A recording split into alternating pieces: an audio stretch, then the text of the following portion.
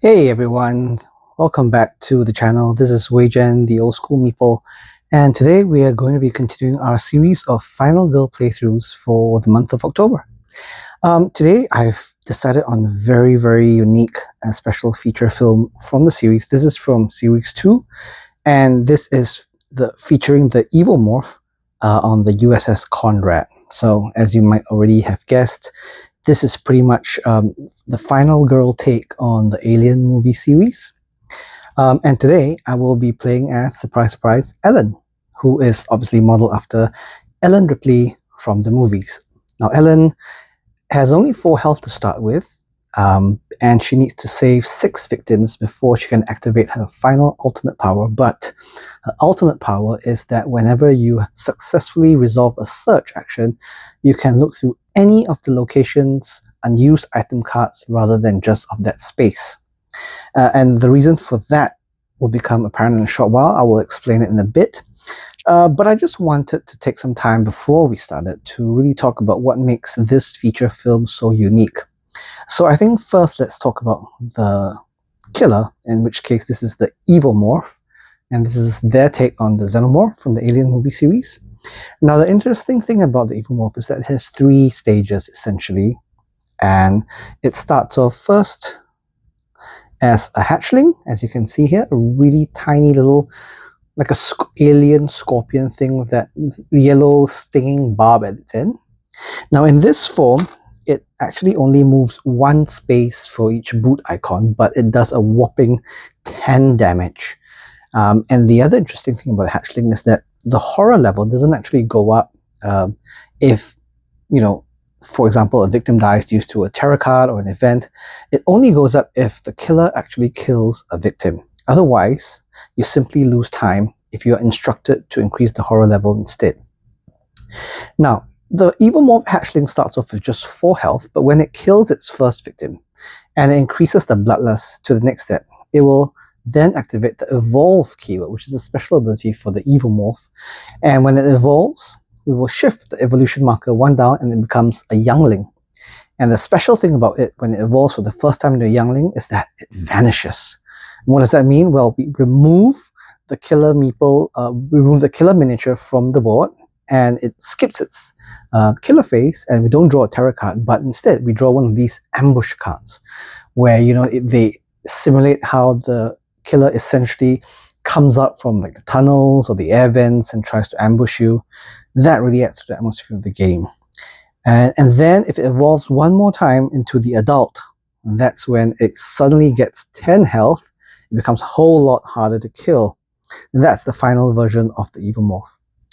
The other thing that's interesting is the USS Conrad itself, which is, obviously modeled after the Nostromo. And apologies if you've noticed the slightly weird lighting I've had for this video. It's because I'm trying to emulate the emergency lighting you get on, like a failing spaceship. So let me know if it works for you. Now, there are a couple of features of the USS Conrad that are actually quite interesting from the previous 2 boards that we played, which is Storybook Woods and Camp Happy Trails. The first is that there are these special locations on the Conrad itself with special things that you can activate. So for example, we have the Crusher, which is at the trash compactor. You have the Incinerator, which is at the furnace, the Airlock, which is at the hangar, and you have the Self-Destruct button, which is at the bridge. Now, what do these do? Well, first of all, you need a certain number of keycard tokens to activate each of them. So as you can see, the Crusher needs 1 keycard token, the Incinerator needs 2, the Airlock needs 3, and the Self-Destruct needs 4. Now, Ellen starts the game off with 1 keycard, and there are 2 more keycard tokens on the board as per the setup instructions. So you are essentially sort of guaranteed at least 3 keycards in the game. And there will be 2 more keycards that are shuffled into the item deck itself, which means they may or may not be there. So whenever you're at a special space where you have one of these special functions that you can activate, what you would do is you would shift your keycard token onto the item, and if you fill up all the spaces, then you get an ongoing effect or something activates. So like for example, if you fill up the Crusher, which just needs 1 token, then what happens is that whenever an enemy or a victim ends its movement in the trash compactor, it will take 1 damage. And it will not affect you or victims that are following you. Now, then you have the Incinerator, which needs 2 keycard tokens. And what happens is whenever an enemy or victim enters the furnace, it doesn't have to end its move there, as long as it enters there, then you will roll a die and it will do anywhere from 0 to 3 damage, which can be a lot. And again, this does not affect the final girl or the victims following you. The airlock is the interesting one. So that's located at the hangar where the Evomorph starts based on the setup. So if you have 3 keycard tokens and you activate it, what happens is that you will then place an airlock token on the hangar itself. And then in your action phase, whether you're in the hangar or in an adjacent space, you can take an action and discard that token. And then what happens is essentially everything and everyone in that hangar space is instantly killed. And if you happen to kill the killer while they're in that space, you will still have to reveal their final health token to see if they come back to life. And if they do, you kind of take it that they sort of held on and they crawled back, and they will reappear in the junction itself. And then last but not least, you have the self-destruct function, which needs 4 keycards. And if you do that, it starts a 3-turn countdown. At the end of the 3 turns, the entire ship explodes, killing everything inside it. And you need to get to one of the escape pods on the ship before that happens. So that's pretty much it for the Conrad itself. Now remember earlier I mentioned why Ellen's special ability, ultimate ability, was special to the USS Conrad, which allows her to look for any item in any of the 3 decks in this location rather than just the space she's in.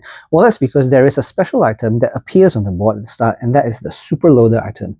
So this, as you might know, is the iconic exosuit that you will see in the Alien movie. It is a Super Loader. It does 2 damage and needs 2 hands, but it will reduce your movement, but it also reduces the damage you take.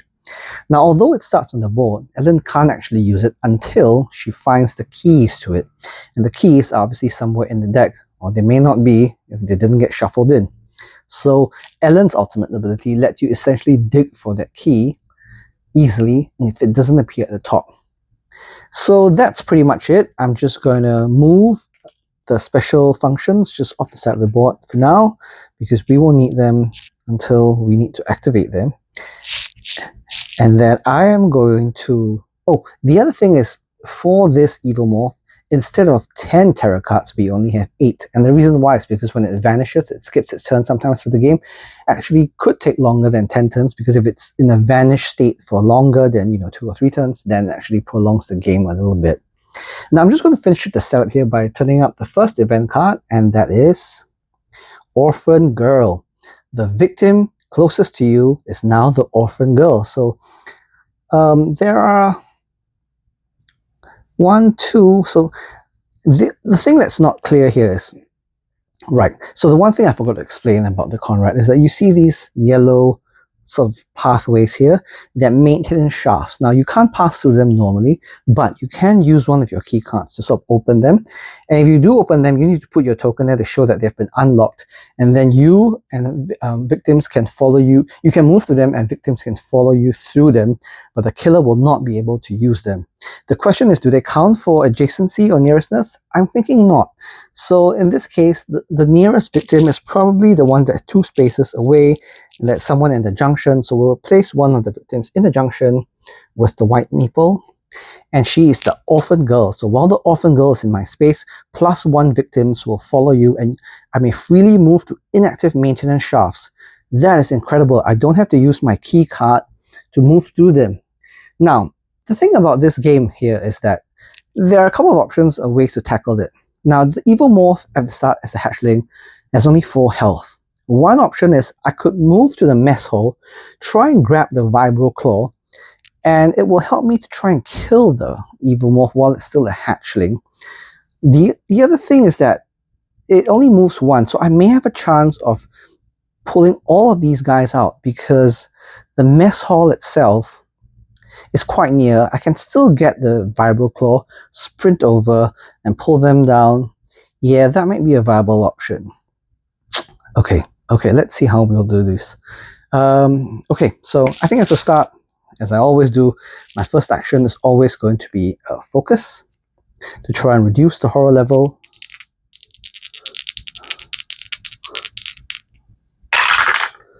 Two successes, what a great start. So that's 2 time, and the horror level goes down by 1. That was an incredible start to the game. I hope I didn't use up all my luck. If that is the case, you know, I'm going to focus again. That's one success, so the horror level goes down by 1 at the cost of 1 time, and we are closer to that level 1 or 0 horror level, which is what I always try to aim for.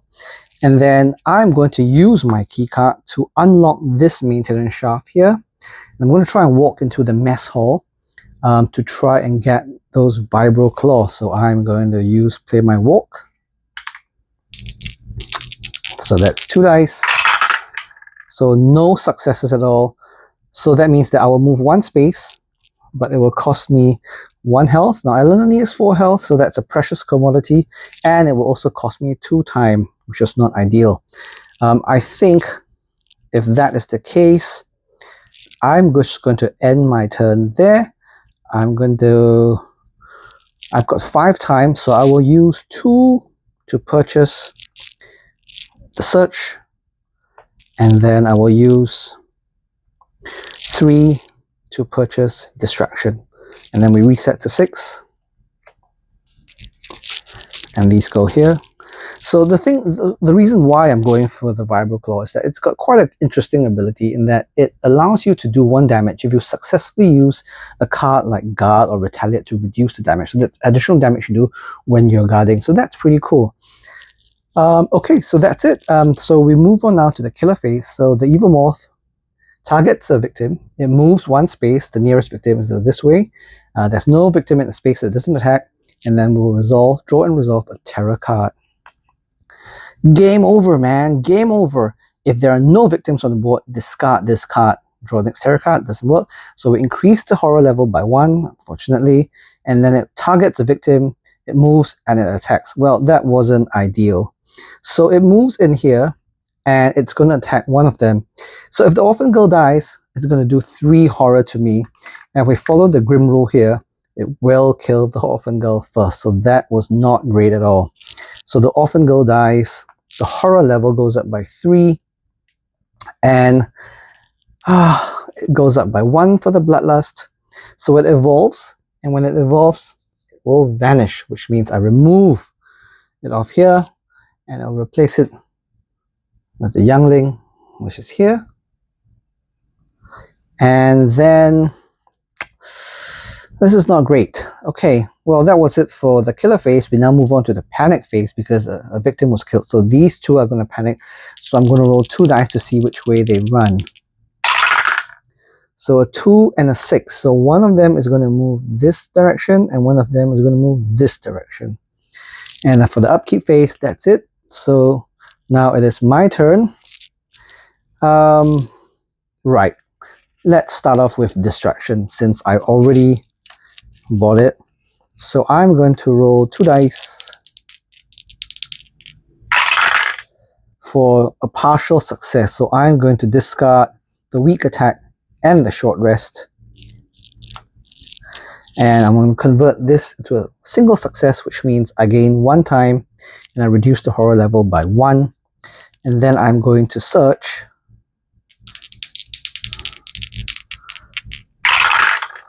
I've got 2 partial successes. Unfortunately, I can't convert any of that. So I can take the top item from the top of my space at the cost of 2 horror, which I will do that. And then I will lose 2 time, but I will gain the Vibro Claw. And then that means that I only roll 1 die now. That is so not ideal. And with my last action, I'm going to walk. So that will be 1 die. And a partial, which means it's a failure. So I move 1 space at the cost of 1 health. But I am able to now save 2 victims since they're on the escape pod. So for the first victim, I'm going to decrease the horror level by 1, so I get to roll 2 dice again. And then I'm going to heal for 1 because I'm dangerously low on health. And that is it for my turn. So I have 5 time.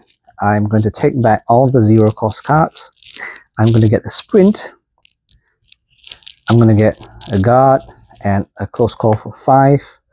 And that will be my turn over. Right. So now we move on to the killer phase, which is skipped, but he will draw an ambush card. And that is, you've discovered Shed Skin. Place an X marker in the closest space to you without an X. So we'll put an X marker here. Now what these X markers do is they represent rooms that have been cleared. And how you do that normally is you actually have a special scan action that you can purchase with the Evomorph, and that lets you scan and clear rooms so that the Evomorph can't ambush you there. So this was actually a positive effect for me. That's a good thing. So that is the end of the killer turn. So I have gotten a bit of reprieve there despite horrible die rolls. So here we go. We'll start off as always with a focus action. So the focus action is going to be 2 dice. I'm going to reset this back to 6. So we've got 1 success and we've got 1 partial. So that will be 1 time and 1 horror level down. And then we might as well do it again. So we'll go for a focus. And that's 1 success again. So again, we lose 1 time, but we bring the horror level down by 1. Now, I'm going to start moving towards... I'm going to stay here because I'm still quite safe there because of the scan. So what I'm going to do is I'm actually going to take a short rest to try and heal. So I will roll 2 dice. I get 2 partials, so I'm going to discard a walk and a close call to convert one of them to a full success. So that means that I get to heal 1 health at the cost of 1 time. And that's it. So I have 3 time left. What I will do is I will get a second guard and a close call and take back all the 0 cost cards. So I'm still within the 10 card limit. Yes. And these are going to go back into the tableau.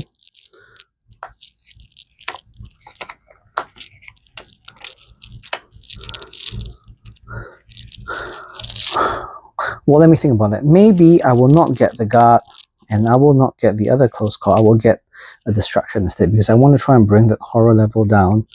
I'm going to try and kill the Evomorph before he becomes an adult, hopefully. So that is my turnover. We reset this to 6. No kill action. We draw an ambush card. And that is... move the Bloodlust marker up on the track to the next space with Evolve in the special effect column. This was horrible. This is the worst possible card. Essentially, it makes it just jump all the way to the adult version. So we remove the youngling and it now becomes the adult version. And then it will target the final goal and it will attack someone. But it will appear... So I'm just going to increase its health to 10. So it's 4, 5, 6, 7, 8, 9, 1, 2, 3, 4, 5, 6, 7, 8, 9, and 10. Now it doesn't do that because it's not actually on the board. So I think I'm wondering if this is actually an error.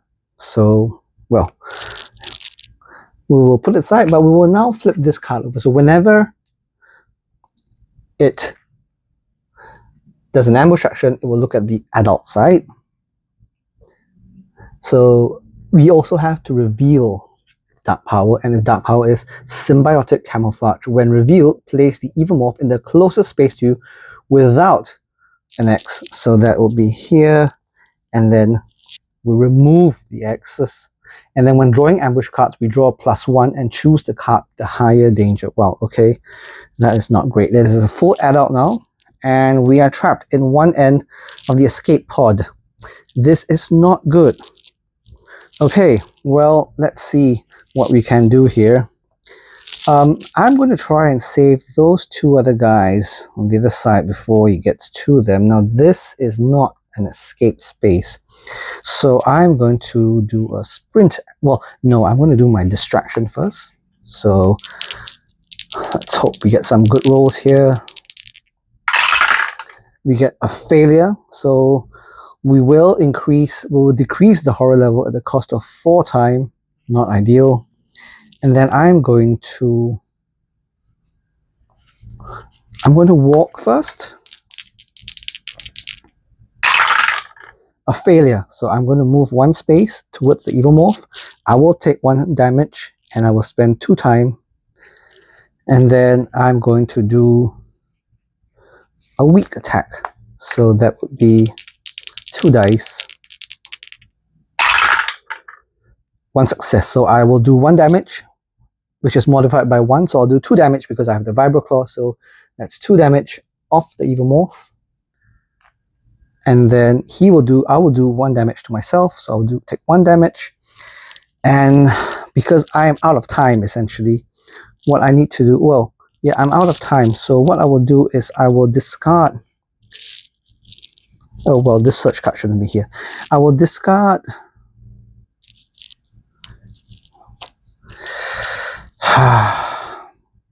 no, I'm going to hold on to these 2 cards. So these cards go into the tableau. Oops, knocked them over. Let's just put them back. So these cards are going. So I'm going to buy these cards, all my 0 cost cards. I have no time, so I can't buy any other action. And then distraction is going to go back here. So that is it. I'm going to reset this to 6. It is now the killer phase. So he is going to attack. This is going to target a victim. He's going to move. So he's going to move this way. And then he will attack for 1. So he will kill this victim.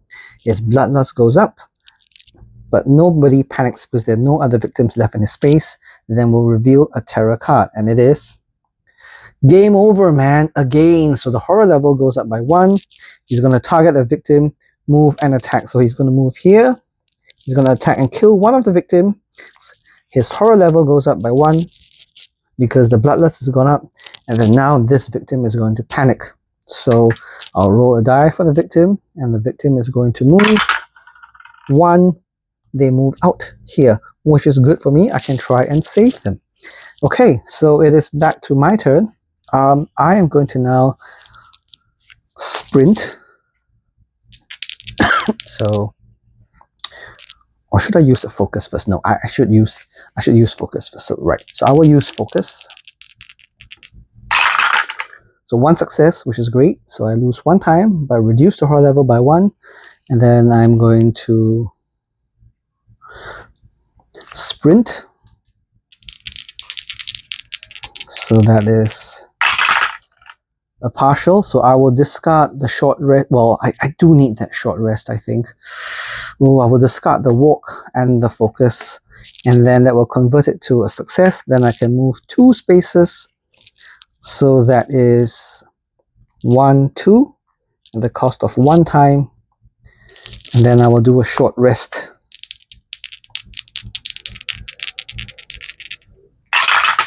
So no successes. That is not great. Well, I will heal 1, and then the horror level goes up by 1, and I lose 1 time, and my turn ends, which is alright since I wasn't going to do anything anyway. So I have 3 time. So I will take these cards, and then I'm going to take a sprint for 2 and a close call for 1, and that is it for my turn. So I will put these back in the tableau.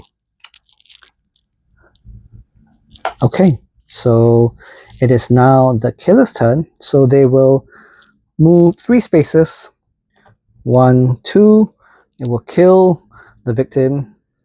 The bloodlust goes up, and then we will draw a terror card, and it is Shadow Dread. Whenever you draw an ambush card with 2 or less danger, discard and draw another, and it gets 2 health because of that. It is so not looking good for me. Yeah, and then that's it. So it is my turn now. The question is, should I walk or should I try and do some damage? I think I should try and do some damage. So I'm going to do a weak attack, and hopefully I get at least 1 success so my turn doesn't end. Oh, this should be back up to 6. So we get 2 successes. That is incredible. I do 2 damage, which immediately removes its Dark Power card. And then that was a great attack. So I'm going to now sprint again. I'm going to go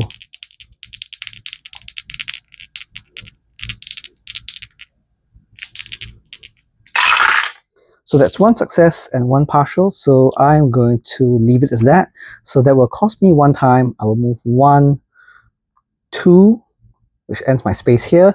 I will pick up this key card. So that's another key card for me.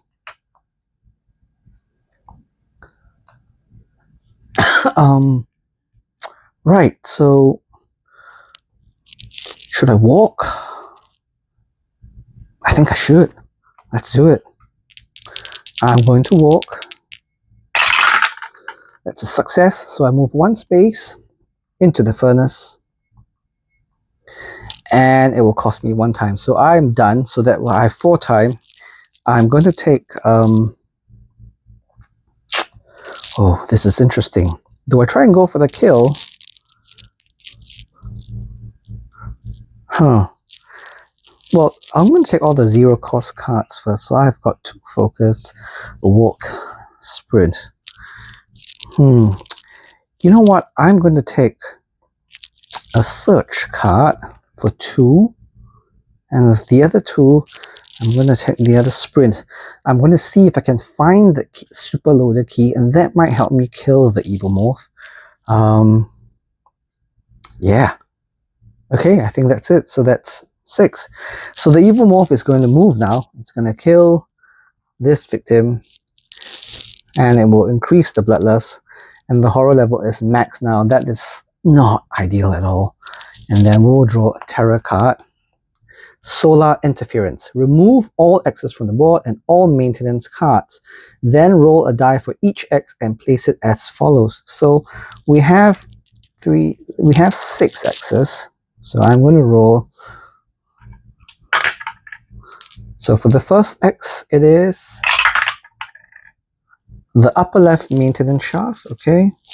And then for the second, it's the lower left maintenance shaft. The third X, it's the incinerator, which is here. And then the fourth X is the upper right maintenance shaft. So, wow, they're all clear. And then 3 is the upper right maintenance, so there'll be 2 X's here. And the last one is 1, so it's the upper left. So these are all clear. And it is now my turn again. So I'm going to move... oh, sorry, I should have put these back in the tableau. So I'm going to do a walk first.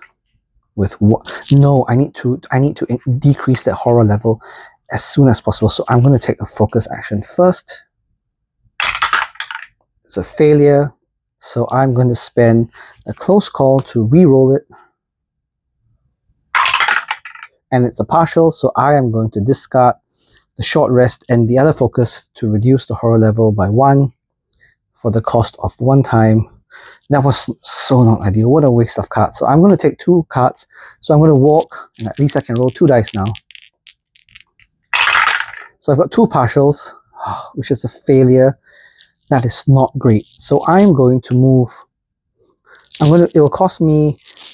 I'm going to move 1, and it will cost me 1 health, and it will cost me 2 time. So I'm down to 3 time. But I've saved 4. Which means I actually activate my ultimate power. But the first one I save gives me 2 time. So that's 5. The second one gives me 2 time.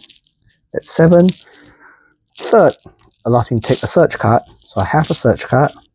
And then the fourth one, I will move 1 space. So I will move into the storage space. And then I will flip Ellen. And essentially now, for every additional victim I save, of which there's only 1 more, essentially, I will get time. And then I will use a search. So I'm going to roll 2 dice. That is a partial. I will discard a search. And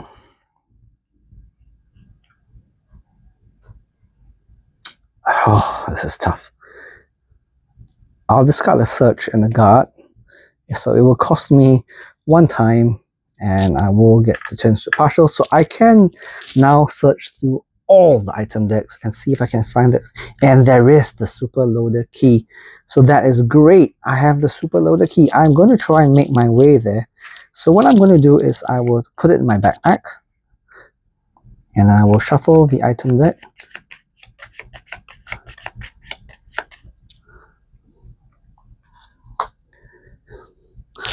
And then what I will do is I am going to